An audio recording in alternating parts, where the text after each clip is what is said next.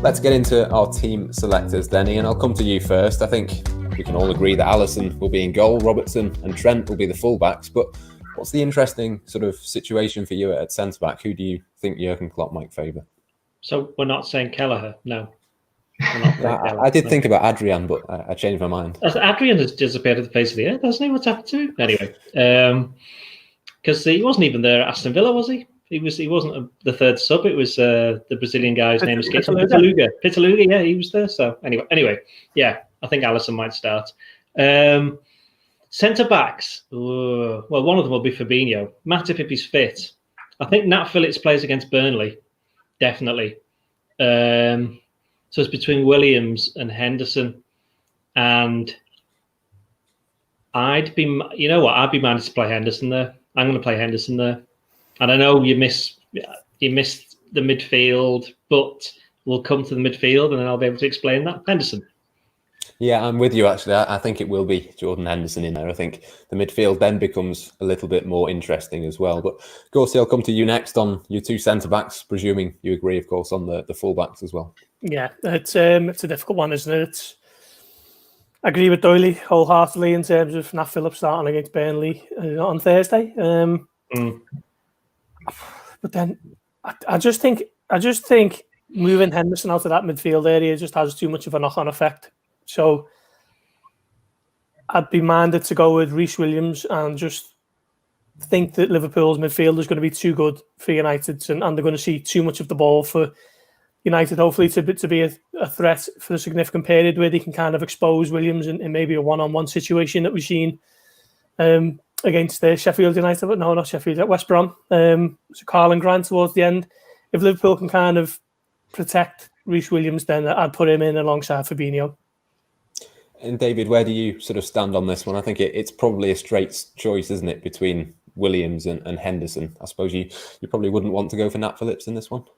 No, absolutely. I think it is Williams or Henderson. And I'm going to agree with Doyley whilst also disagreeing with him, because I think, obviously, you touched on this earlier. You said basically that midfield is absolutely massive in these games, and I agree with that.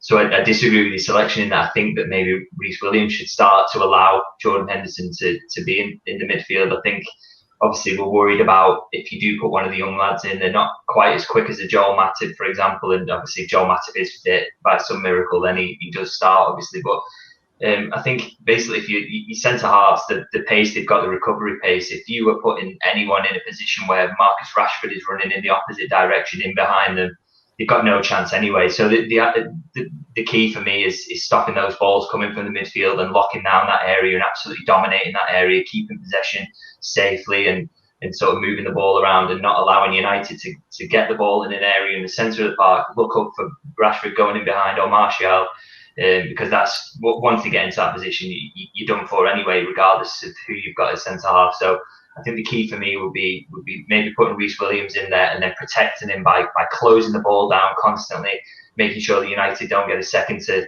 play that passing behind. Yeah, I think that could be important, couldn't it? Not just keeping possession, but making sure they press and make sure that United can't play through them and expose those players. So with that in mind, Doyley, talk us through your midfield. Well, obviously, if Matip's fit, he's playing. So therefore, Henderson goes in midfield. But I'm assuming, obviously, he's not going to be fit. So Henderson's centre-back. Now, you could, if you wanted to get Shaqiri in, you could play 4-2-3-1. That would throw United for about 10 minutes. And then they'd get their way around it. It was basically the same as what happened at City, wasn't it? When Liverpool went 4-2-4 and then threw City for about 15 minutes, scored. And then, City got their heads around it. So, but I don't think they'll do that.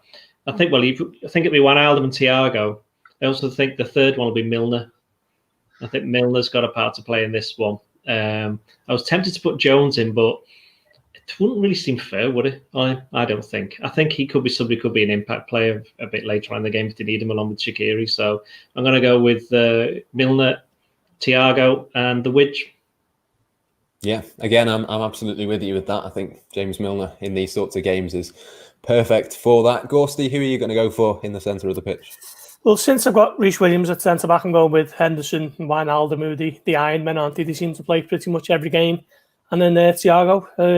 I was thinking about Shaqiri and doing what Doyley says with with a 4-2-3-1 or a 4-2-4, however you want to look at it. But I just think Thiago is just as creative in a different way to Shaqiri. He's not kind of he's not going to rack up 10 to 12 assists each season, but it's kind of the pass before the pass, if you like. And I just think having him in that midfield will just keep Liverpool on the front foot, and he can pick whatever pass he wants to that front three. Any chance for Curtis Jones, David? I mean, he's obviously played well in big games before for Liverpool. He's played a lot of matches this season. Do you think he could start? I think he'd absolutely love to, and I don't think he'd be scared of the challenge. But I think for this one, I think Jurgen Klopp's sort of mind's made up by who's available, and if he does go for Reece Williams, like I suggested, I think I'll go with the same midfield as Ghosty there. Is you get Henderson, Wijnaldum, and Thiago, which looks very strong, a really balanced combination. I think if you do get Henderson and Wijnaldum in those sort of double eight positions, and Thiago is the deeper midfielder taking the ball off the centre halves, then that gives you a lot of options in terms of progressing the ball up the pitch, and also having Henderson there on maybe the right hand side of those 2-8s, giving Trent the license to bomb on and hopefully sort of re-find his form. So I think he's struggled a little bit lately. That could be a massive part for Liverpool in the game, because they do need those deliveries from out wide. I think that's been lacking from Trent a little bit recently. So hopefully we can get that right hand side combination going again, and that can pay dividends for them. Did you just say 8-8? Yeah. I'm just it's just tactical chat. Sorry, Brendan. Well, in front of those from wing halves. The best ever Brendan Rodgers shout was somebody was a 11.5. So we were like, hang on, is he like he's on the way to the bench or something? That's where I would play. Yeah. And with all those midfields in line, then I suppose that just leaves the front three, which I suppose we'll all be in agreement with those: Salah, Mane, and Firmino. So that being the case, hang on. No, hang on. Okay. Yeah, I agree. But on a serious point, though, who could you bring in? Minamino did Shaqiri. okay against Palace, but then wasn't particularly great against Villa. Shaqiri. He's not a starter, is he? As Lynchy said, I don't think he's certainly not in that front three. And Origi, he's kind of, I mean, it would be surprised if we didn't see him, play very much again this season, I think. But I don't know, it's a tough one. It's got to be those two. And the interesting thing for all of us chatting about, if Matip was fit, we'd all pick exactly the same team, wouldn't we?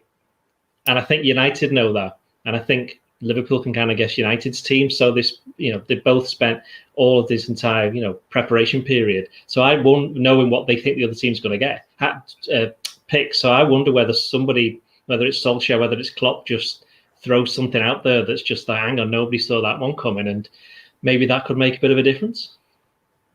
If you were going to do that, though, there's not, as you say, that many options, is there? I mean, apart from a 4-2-3-1, I mean, what other sort of out there things do you think that Klopp could do? I suppose he could play three at the back. I don't know. Could play wing backs, but he's only done that once, hasn't he? Or was it against Brighton? So I think Man United, while they're not the greatest team in the world, I think they might be better than Brighton were. He could be looking to start James Pearce if he wants to win a penalty. If he wants to bring him on in the second half if they're 1-0 down. Just get him up there towards the Kop. All the banners will be intimidatory to the referee, the way that they flutter in the breeze. But actually, that's a serious point, though. With there being no fans, that's going to work in United's favour, isn't it? Because you ask any United. I did an interview which you'll see on the Echo website on Saturday night with not just me. It was a roundtable interview with Gary Neville and Jamie Carragher, and that was brought up, and Neville was like, yeah, I mean, whenever we went to Anfield, we knew it was the toughest game we'd ever have. That's no secret. It's the same for any Manchester United player. So for them to go to Anfield and there be, the two main obstacles for them are one, the team, and the other one, the fans. For one of the main obstacles to not be there, it's a massive bonus for them. And I think Liverpool, at times this season, perhaps away from home, they find it hard to motivate themselves. I mean, look at the Villa game, 7-2. That would never have happened had there been people in the stadium. I think they've got over that now. And I think, to be fair, United had that problem as well when they lost to Tottenham on the same day. I think the teams have kind of got over that, but they are missing that kind of extra bonus. And there's the fact that Liverpool in the last 3 home games did have fans, even if it was just 2,000. It's going to be weird for the players going out there. And while, There were, as Ghosty will agree, but there was the Wolves game, wasn't it? The first time when they went out, it was just 2,000. It sounded like it was about 20 or 30,000, and it was you could tell it just lifted the whole team, and in a certain way, actually lifted Wolves as well because they felt like they were in an actual game. And so, while it will affect both sides, I think United will be the main beneficiaries of there being nobody there. Yeah, certainly it's going to be a strange one. And with that in mind, I suppose it's really quite difficult to make our match predictions, but we will do that. I'm going to go for a 1-1 draw. I think a draw probably for both sides is not the worst result in the world. And if we got to 70 minutes all level, certainly Solskjaer would take that. I would imagine probably Jurgen Klopp would as well. But Doyley, I'll come to you first, then Gorsty, and then Lynchy. I mean, how do you think this game is going to pan out? I think the arguments over the celebrations and whether players can hug, we saw this on Thursday night, I think will stifle the players. They will be scared. There will be no goals. But then in the last minute, Manchester United will get a penalty from VAR, which they will then miss. And the rebound will come out, and Sadio Mane will run clean through and get taken out. And referee will give a penalty, and then VAR will give a free kick to Manchester United for a foul on De Gea. There you go. So it can't get any more precise than that. 0-0 is the short answer for that. A very exciting 0-0 by the sound of it. Last minute is very exciting. Lynch, well, yes. he's always like this, you know. Hang on a minute, yeah. I may be like this, but I'm the only one who said that Man United had a chance of winning the league back months ago. So I was right about that. This is on record now. I've been playing after the season. It's going to be. I disagree with you there, Matt. I think Liverpool have to win this game because Manchester United, although you might not think that the genuine challengers at the moment after 17 games, certainly Doyle does, but they are there because of what they've done in those games, and Liverpool can't be relying on other teams to take points off them. So Liverpool have got to show up and know that they're a better team, a better bunch of players, and win because they're at home and the onus is on them. So a draw is a hugely disappointing result for Liverpool. They've got to go and win, and I think they will, 2-1. Yeah, it is an interesting one. All I meant in that was that it's still tight. And I think at some point, Manchester United will have their drop. They'll have injuries. They'll have something that goes against them. I don't think it's quite happened just yet for them so far this season. But Lynchy, just finally then, before we finish, your verdict on the game and a score prediction. Yeah, it's probably not going to be as exact as Doyley's, to be honest. But I think, I just cannot imagine that Liverpool's sort of poor run of form can continue any longer. I think they're going to be absolutely bang up for this. They want to make a point. It's Anfield where they don't lose. I think it's going to be tight. It's going to be difficult, but I expect Liverpool to win. I think maybe an early goal and then a late goal, sort of similar to last time. Maybe another 2-0 win for Liverpool.